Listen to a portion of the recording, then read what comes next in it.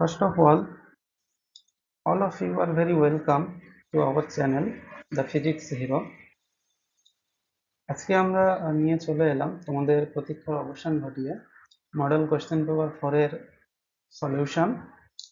তো সামনেই তোমাদের এক্সাম, তো কথা বেশি না বাড়িয়ে আমরা সলিউশনে চলে যাব ডিরেক্টলি। ওয়ান, কোনো নির্দিষ্ট স্থান সীমাবদ্ধ নির্দিষ্ট প্রজাতিকে বলে? অপশন এ বিপন্ন প্রজাতি, অপশন বি স্থানিক প্রজাতি, অপশন সি বিপদগ্রস্ত প্রজাতি, অপশন ডি বিরল প্রজাতি। তো কোনো নির্দিষ্ট স্থানে সীমাবদ্ধ নির্দিষ্ট প্রজাতিকে বলা হয় স্থানিক প্রজাতি। নাম্বার টু, যে দুটি পদের সমন্বয়ে দ্বিপদ নামকরণ করা হয় তা হলো। এটা আমরা জানি যে গণ এবং প্রজাতি দুটোর সমন্বয়ে দ্বিপদ নামকরণ করা হয়। অপশন এটা কারেক্ট হবে। যে সকল ব্যাকটেরিয়ার দেহে ফ্ল্যাজেলা থাকে না তাদেরকে বলে? আচ্ছা, যে সকল ব্যাকটেরিয়ার দেহে ফ্ল্যাজেলা থাকে না তাদেরকে বলা হয় অ্যাট্রিগাস।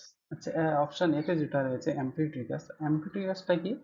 অ্যাম্ফিট্রিগাস হলো যে সকল ব্যাকটেরিয়ার দেহে উভয় দিকে বা বিপরীত দিকে আমরা ফ্ল্যাজেলা পাবো তাদেরকে বলা হচ্ছে অ্যাম্ফিট্রিগাস। এক্ষেত্রে অ্যাম্ফিট্রিগাসের এক্সাম্পল কি পাবো? অ্যাম্ফিট্রিগাসের এক্সাম্পল হলো ভিব্রিও কলেরি পাবো, সিউডোমোনাস পাবো। আচ্ছা, লোফোট্রিগাসটা কি? যখন একটা জায়গা থেকে অনেকগুলো ফ্ল্যাজেলা একসঙ্গে বের হয় সেটাকে বলা হচ্ছে লোফোট্রিগাস। আচ্ছা, লোফোট্রিগাসের এক্সাম্পল কি পাবো? এস্চেরিচিয়া কোলাই এবং সালমোনেলা টেলফি, আরও পাওয়া যাবে, এ দুটো তোমরা মনে রাখবে। আচ্ছা, তারপরে হলো মনোট্রিকাস। মনোট্রিকাসটা কি? মনোট্রিকাস হলো যদি ব্যাকটেরিয়ার দেহে একটি মাত্র ফ্ল্যাজেলা থাকে তাহলে তাকে বলা হচ্ছে মনোট্রিকাস। তো এখানে সঠিক উত্তর হচ্ছে অপশন ডি অ্যাট্রিকাস। ও ছত্রাকের সহবাস্থানকে বলে?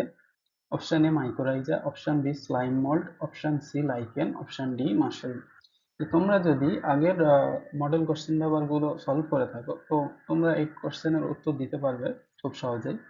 এটা হচ্ছে শৈবাল ও ছত্রাকের সহাবস্থানকে আমরা বলি লাইকেন, যেটা শৈবাল ফাইট জেলিডিয়াম অ্যান্ড গ্রাসিলারিয়া নামক শৈবাল থেকে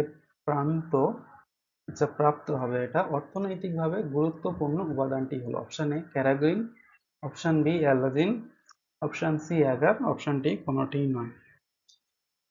তোমরা জানো যে জেলিডিয়াম অ্যান্ড গ্রাসিলারিয়া এই দুটো হচ্ছে রোডোফাইলামের এক্সাম্পল, অর্থাৎ লাল শৈবাল, যেটা থেকে বাণিজ্যিক পদার্থ হিসেবে আমরা অ্যাগার পাই। অ্যাগারটা কি কাজে ইউজ হয়? অ্যাগারটা আইসক্রিম বা জেলি তৈরির কাজে ইউজ হয়। এখানে অপশন সিটা কারেক্ট। ব্রায়োফাইটা গোষ্ঠীর উদ্ভিদের উভচর উদ্ভিদ বলা হয় কারণ? অপশন এ এরা আর্দ্র স্থলজ পরিবেশে জন্মায়, অপশন বি এদের নিষেকের জন্য জলের প্রয়োজন, অপশন সি এ ও বি উভয়ই, অপশন ডি কোনোটি সঠিক নয়। তো আমরা জানি যে ব্রায়োফাইটা উদ্ভিদ যেটা রয়েছে সেটা স্থলে জন্মায়, কিন্তু এদের জননের ক্ষেত্রে মানে নিষেকের জন্য জলের প্রয়োজন হয়, এই কারণে এদেরকে ব্রায়োফাইটা বলা হয়। অর্থাৎ অপশন সি তে রয়েছে যেটা অপশন এ ও বি বৈশিষ্ট্যগুলির মধ্যে কোনটি আর্থ্রোপোডার বৈশিষ্ট্য নয়? অপশন এ মাংসলপদ, অপশন বি সন্দিল উপাঙ্গ, অপশন সি পঞ্জাক্ষী, অপশন ডি কাইটিন নির্মিত বহিঃকঙ্কাল।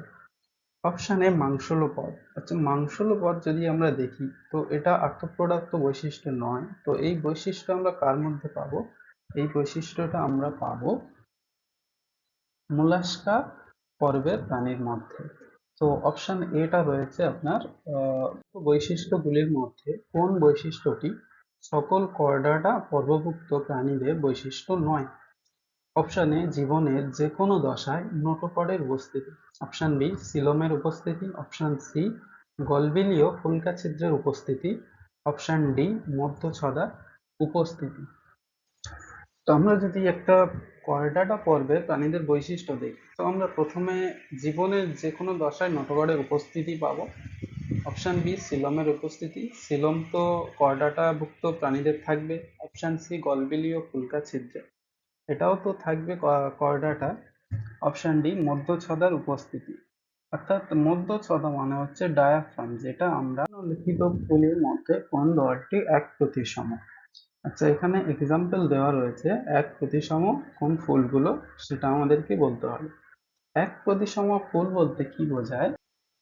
যে সকল ফুলকে তার কেন্দ্র বরাবর একটি নির্দিষ্ট উলম্ব তলে ভাগ করলে দুইটি খণ্ড পাওয়া যায়, তাকে এক প্রতিসম ফুল বলা হয়। আরেকটা পাওয়া যায় বহু প্রতিসম ফুল। সেটা কি? সেটা হচ্ছে যদি কোনো ফুলকে তার কেন্দ্র বরাবর অনেকগুলো তলে বিভক্ত করা যায়, সমান ভাগে বিভক্ত করা যায়, তাহলে তাকে বলা হবে বহু প্রতিসম ফুল। তো এক প্রতিসম ফুল আর এক্সাম্পল আমরা তার মধ্যে পাবো, আমরা পাবো মটর, শিম, বক, অপরাজিতা। আর তাহলে অপশন এখানে বি যেটা রয়েছে মটর, শিম, বক এর ভোজ্য অংশ হলো option A exocarp, option B endosperm, option C endocarp, option D epicarp. তো আমরা যদি নারকেলের একটা ছবি দেখি, তো আমরা দেখতে পাবো যে নারকেল হলো সাধারণত ডুব জাতীয় ফল, যেটার তিনটে ভাগে ভাগ করা হয়। একটা হচ্ছে বাইরে এপিকার্প, তার ভিতরে রয়েছে মেসোকার্প, আর একদম ভিতরে রয়েছে এন্ডোকার্প।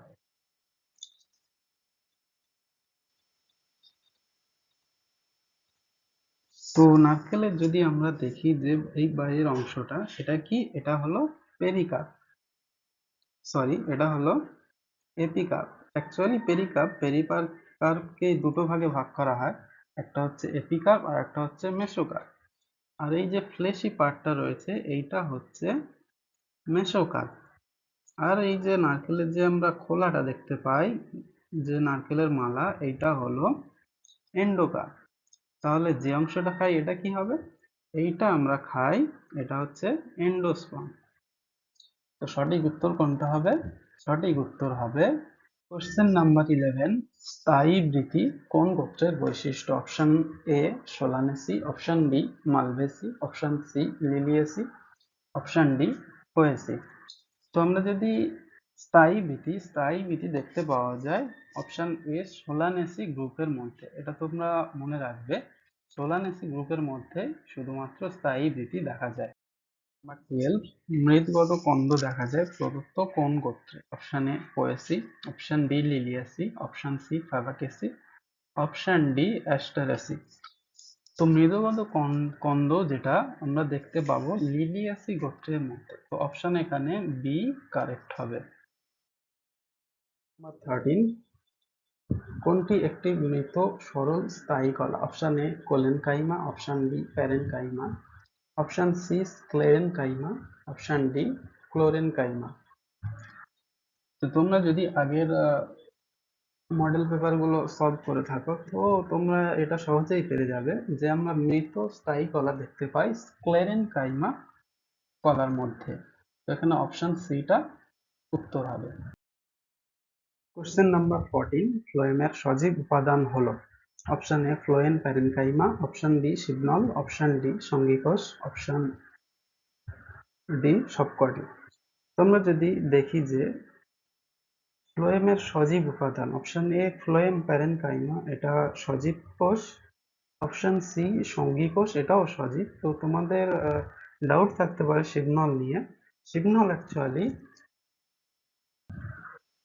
ম্যাচিউর হওয়ার আগে জীবিত থাকে, যখন ম্যাচিউর হয়ে যাচ্ছে তারপরে গিয়ে সিগনল মৃত। তো এক্ষেত্রে অপশন ডি সবগুলোই সঠিক হবে, সবগুলোই সজীব উপাদান। 15, নিচে চারটি অংশের নাম দেওয়া আছে। একটি কাষ্ঠল দ্বিবীজপত্রী কাণ্ডের বাইরে থেকে ভিতরের দিকে এই অংশগুলি যে ক্রমে সাজানো থাকে তার সঠিক ক্রমটি নির্বাচন করো। তো আমাদেরকে বাইরে থেকে ভিতরের দিকে সাজাতে হবে, বাইরে থেকে ভিতরের দিকে আমাদেরকে সাজাতে হবে। তো আমরা জানি যে একটা দ্বিবীজপত্রী কাণ্ডের একদম বাইরে কাকে পাবো? একদম বাইরে পাবো ফেলেম বা কর্ককে। তাহলে কর্ক 4 নম্বর থাকছে সবচেয়ে বাইরে। তাহলে অপশন এ আর বি রয়ে গেল, অপশন সি আর ডি এলিমিনেট হয়ে গেল। ঠিক আছে? তো এরপরে ফিলামের পরে যদি আমরা দেখতে পাই, ফিলামের পরে যদি পাবো আমরা গৌণ কর্টেক্স বা সেকেন্ডারি কর্টেক্স, তাহলে 4 পরে 1, সুতরাং অপশন এটা সঠিক। এরপরে আমরা গৌণ সেকেন্ডারি কর্টেক্সের পরে গৌণ ফ্লোয়েম থাকে এবং তারপরে কাষ্ঠ অংশ থাকে। কাষ্ঠ অংশ হলো একদম ভিতরের অংশটা, যেখানে ট্যানিন বা রেজিন, তেল জাতীয় পদার্থ, আঠা, সুগন্ধি এইসব পদার্থ সঞ্চিত হয় এই কাষ্ঠল অংশে। তো এখানে কারেক্ট অপশন কোনটা? কারেক্ট অপশন হলো অপশন এটা। 16, ভ্রূণ অবস্থা থেকে যে ভাজক কলা উদ্ভিদের বর্ধনশীল অঞ্চলে থাকে তাকে বলে? অপশন এ প্রাথমিক ভাজক কলা, অপশন বি আদি ভাজক কলা, option C cambium, option D গৌণ ভাজক কলা। তোমরা যদি আগের ভিডিওগুলো দেখে থাকো তো তোমরা এটার কোশ্চেন অ্যান্সারটা সহজেই দিতে পারবে, যে ভ্রূণ অবস্থা থেকে যে কলাটা থাকে সেটাকে আমরা আদি ভাজক কলা বলি। ঠিক আছে। কোশ্চেন নাম্বার 17, পরপর অবস্থিত দুটি জেড লাইনের অন্তর্বর্তী অংশকে বলে? Option A sarcolemma, option B Z অঞ্চল, option C sarcomere, option D A band. তো আমরা যদি একটা পেশির মাসেল ফাইবারের স্ট্রাকচার দেখি, তো আমরা এখানে দেখতে পাবো যে মেনলি দুটো ব্র্যান্ড থাকে, একটা হচ্ছে আই ব্র্যান্ড বা আইসোট্রপিক ব্যান্ড, আর একটা হচ্ছে এ ব্যান্ড বা অ্যানাইসোট্রপিক ব্যান্ড। এই ব্যান্ডগুলো দুই প্রকার প্রোটিন দিয়ে গঠিত। আইসোট্রপিক ব্যান্ডের ক্ষেত্রে শুধুমাত্র অ্যাক্টিন প্রোটিন থাকে, এজন্য এটাকে শুধু বলা হচ্ছে আইসোট্রপিক। অ্যান্ড এ ব্যান্ড যেটা রয়েছে সেটা অ্যাক্টিন এবং মায়োসিন দুটো প্রোটিন থাকে, এজন্য এটাকে বলা হচ্ছে অ্যানাইসোট্রপিক ব্যান্ড। তো আমাদের শুধুমাত্র যেখানে অ্যাক্টিন প্রোটিন পাবো সেটাকে আমরা বলবো আইসোট্রপিক ব্যান্ড। যেমন এই যে তোমরা অঞ্চলটা দেখতে পাচ্ছ, এই অঞ্চলটা হচ্ছে আইসোট্রপিক ব্যান্ড বলবো পুরোটাকে। আর এর মাঝখানে এই যে লাইন তোমরা দেখতে পাচ্ছ এটাকে বলবো জেড ডিস্ক বা জেড লাইন। এই যে জেড আকৃতির লাইন দেখতে পাচ্ছ এটাকে বলবো জেড। আর যদি আমরা এ ব্যান্ডটাকে দেখি, তো এ ব্যান্ডে তোমরা দুটোই প্রোটিন পাবে, অ্যাক্টিন প্রোটিন এবং মায়োসিন প্রোটিন। কিন্তু এ ব্যান্ডের মাঝখানে তোমরা পাবে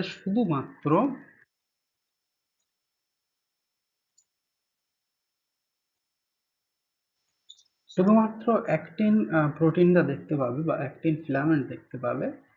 তো এই অঞ্চলটাকে বলা হচ্ছে এইচ জোন।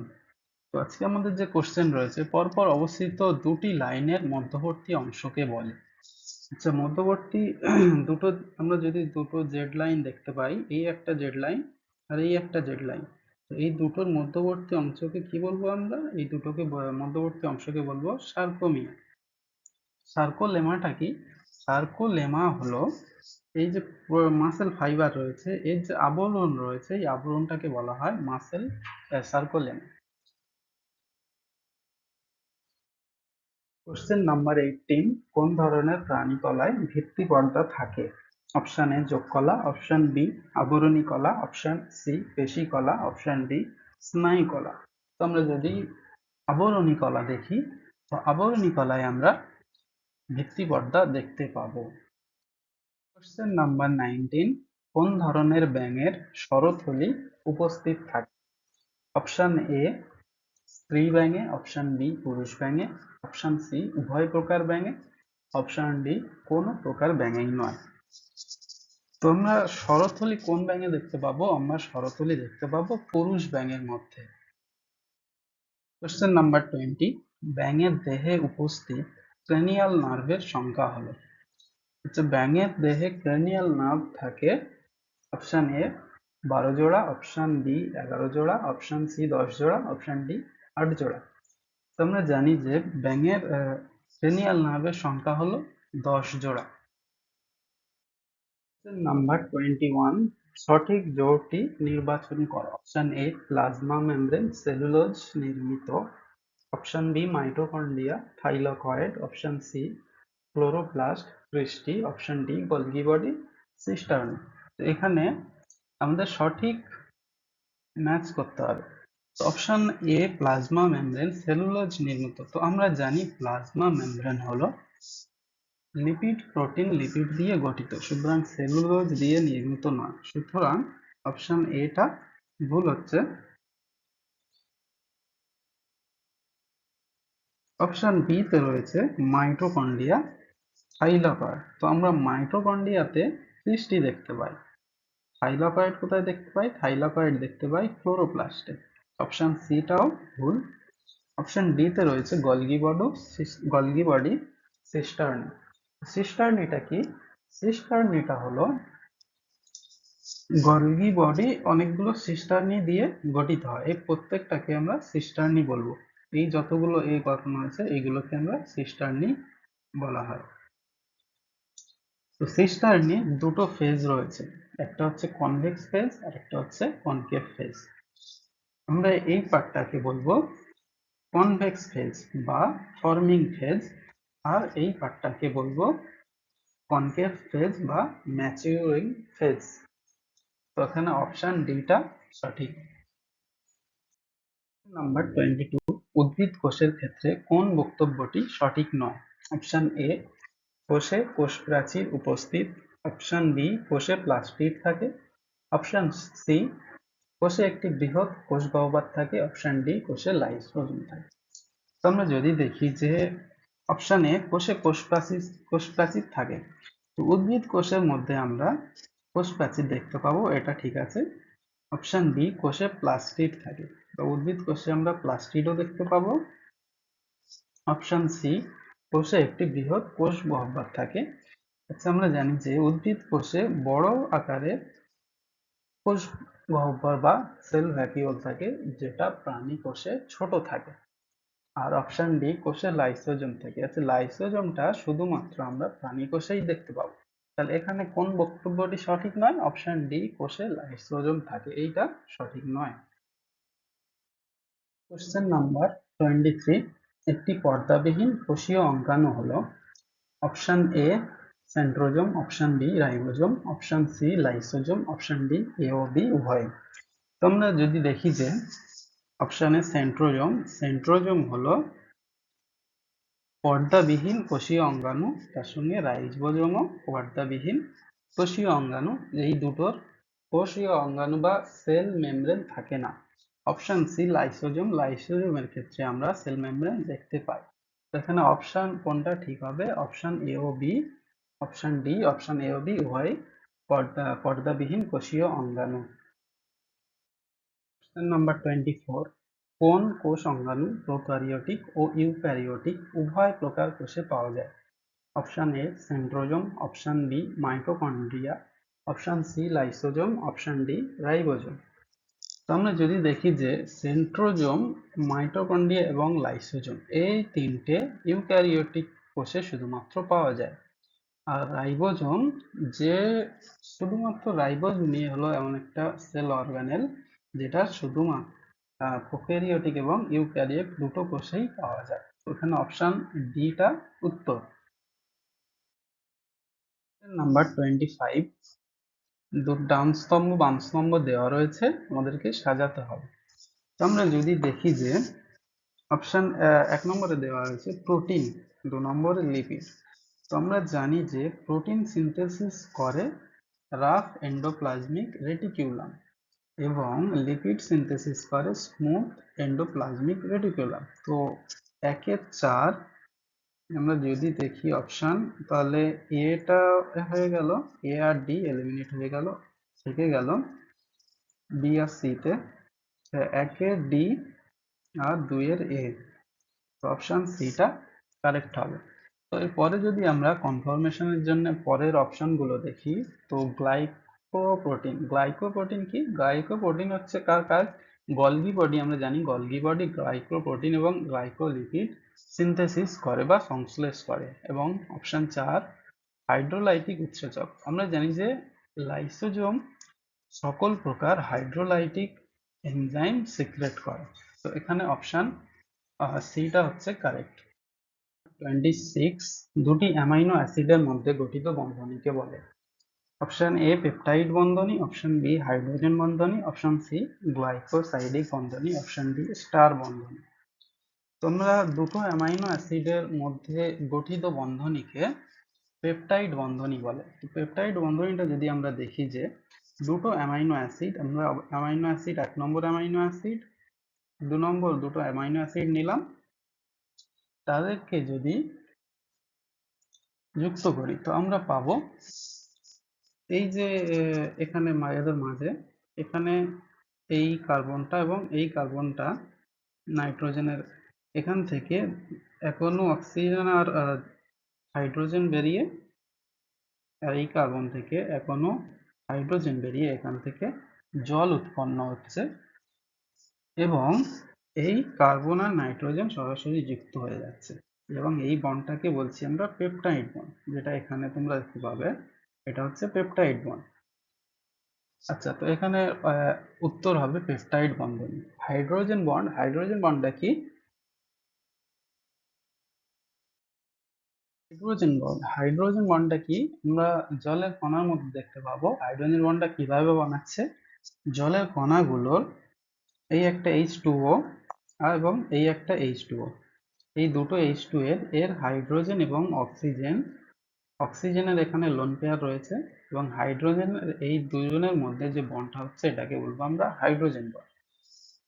এরপরে গ্লাইকোসাইডিক বন্ড, গ্লাইকোসাইডিক বন্ডটা আমরা কার মধ্যে পাবো, আমরা স্যাকারাইডের মধ্যে পাবো। যদি আমরা এখানে দেখি যে দুটো গ্লুকোজ মলিকিউল, তার মধ্যে কি বন্ড বানাচ্ছে, এটা হচ্ছে গ্লাইকোসাইডিক বন্ড। এরপরে যদি দেখি আমরা স্টার বন্ড, স্টার বন্ডটা কোথায় পাবো আমরা, দুটো স্টারের মধ্যে পাবো। এক নম্বর এটা হচ্ছে গ্লিসারল এবং এটা ফ্যাটি ফ্যাটি অ্যাসিড, তো এখানে যে বন্ডটা তৈরি হচ্ছে এটা হচ্ছে স্টার বন্ড।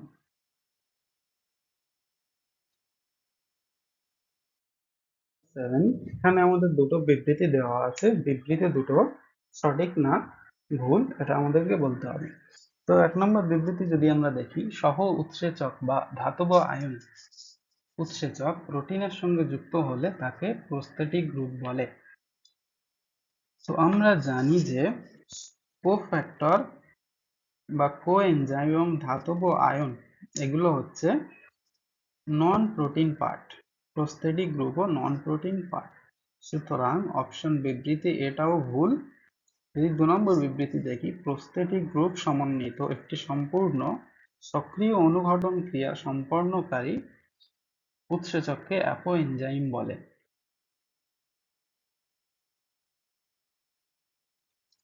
আমরা যদি দেখি যে প্রস্থেটিক গ্রুপটা কার মধ্যে পাবো, প্রস্থেটিক গ্রুপটা পাবো আমরা নন প্রোটিন পার্ট কোফ্যাক্টরের মধ্যে পাবো।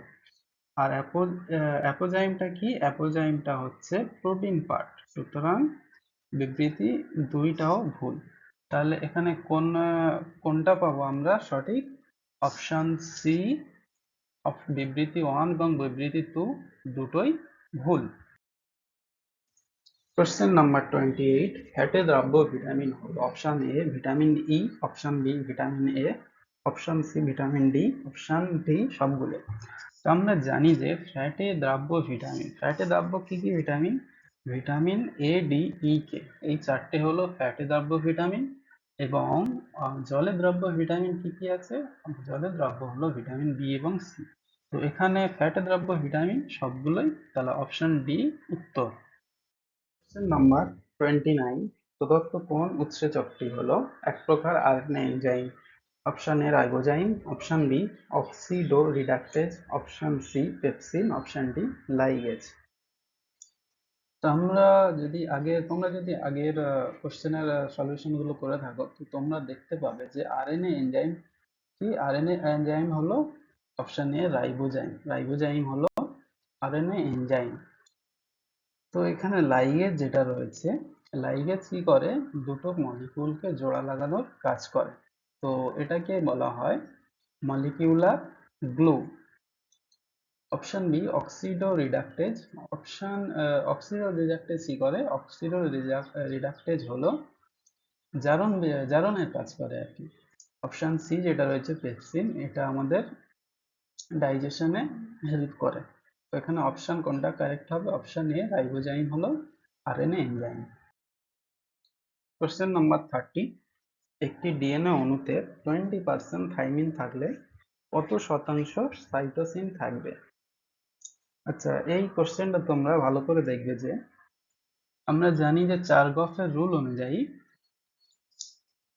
একটা ডিএনএতে যে পরিমাণ অ্যাডিনিন থাকবে সেই পরিমাণ থাইমিন থাকবে, যে পরিমাণ গুয়ানিন থাকবে সেই পরিমাণ সাইটোসিন থাকবে।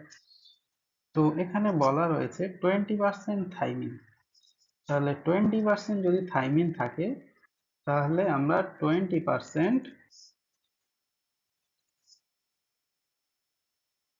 থাইমিন থাকলে তাহলে এটা সমান অ্যাডিনিন, তাহলে অ্যাডিনিনও 20% পাবো। তাহলে অ্যাডিনিন আর থাইমিনের যোগফল তাহলে কত হচ্ছে?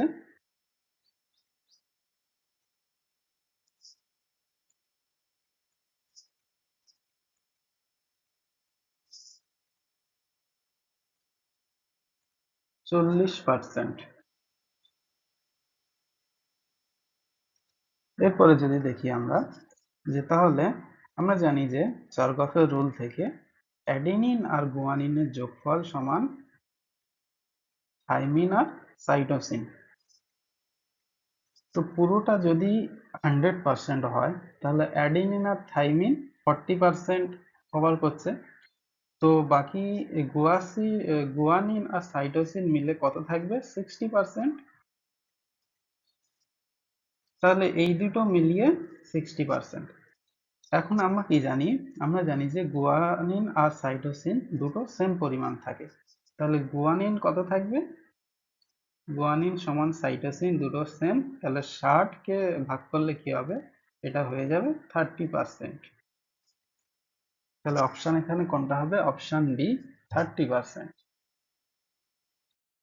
নাম্বার 31, দুটি এন দশা মধ্যবর্তী দশা হলো option A prophase, option B interphase, option C prometaphase, option D telophase.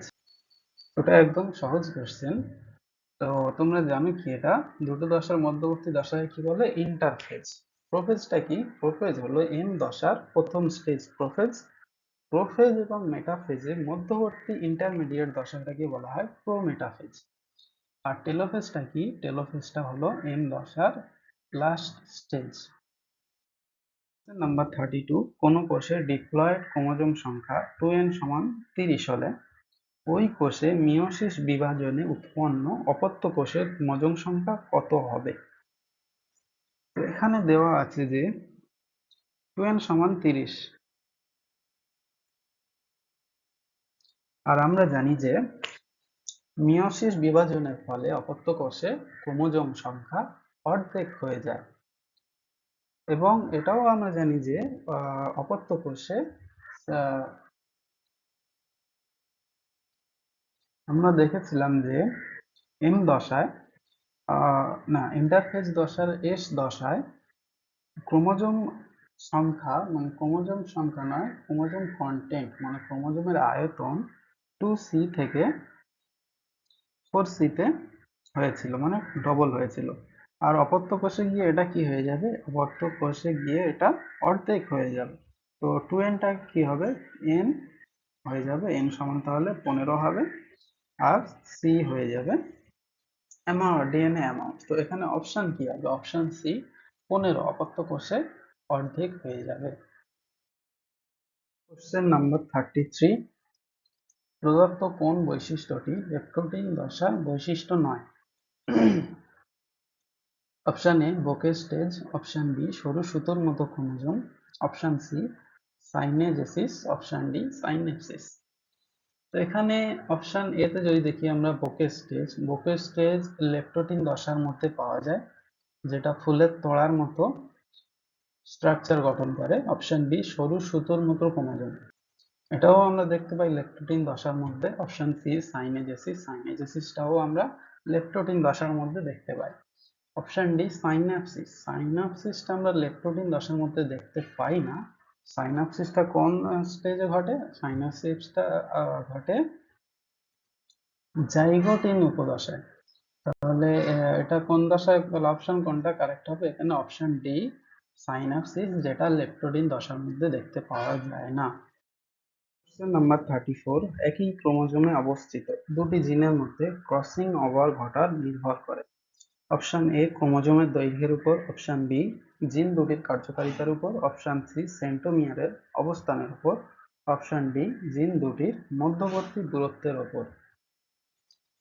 তো আমরা যদি দেখি ক্রসিং ওভার ঘটে মিওসিস ওয়ানের প্রোফেজ ওয়ান দশায়, প্যাকিটিন উপদশায় দুটি হোমোলোগাস ক্রোমোজোমের নন সিস্টার ক্রোমাটিড দ্বয়ের ক্রোমাটিডের মধ্যে জিনের রিকম্বিনেশন ঘটে, এটাকে বলা হয় ক্রসিং ওভার। তো এটা ডিপেন্ড করে জিন দুটির মধ্যবর্তী দূরত্ব। অর্থাৎ যদি জিন দুটি খুবই দূরে থাকে তো সেই ক্ষেত্রে জিনের আদান প্রদান করাটা সম্ভব না।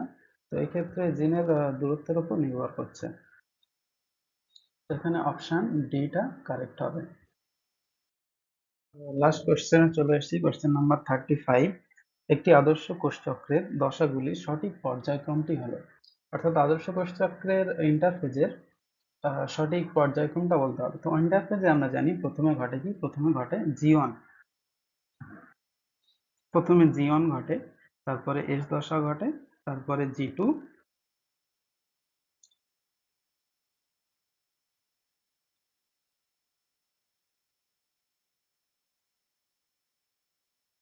এবং সবশেষে এম দশা ঘটে। তো এটা হলো আমাদের কোষের সিরিয়াল। তো এখানে কোন অপশনটা রয়েছে, এখানে অপশন রয়েছে option D G one S, G two M. Option ডিটা হচ্ছে কারেক্ট। আজকে আমরা রায়মার্টিন প্রশ্নবিচিত্রার মডেল কোশ্চেন পেপার 4 আলোচনা করলাম, সকল উত্তরগুলো সমাধান করলাম। যদি তোমাদের কোনো এনি ডাউট থাকে তো তোমরা কমেন্টে জানাবে অবশ্যই, এবং ভিডিওতে লাইক করে দেবে, আমাদের চ্যানেলকে সাবস্ক্রাইব করবে। আর আমাদের পাশে থাকার জন্য, আমাদেরকে সাপোর্ট করার জন্য তোমাদেরকে অনেক অনেক ধন্যবাদ।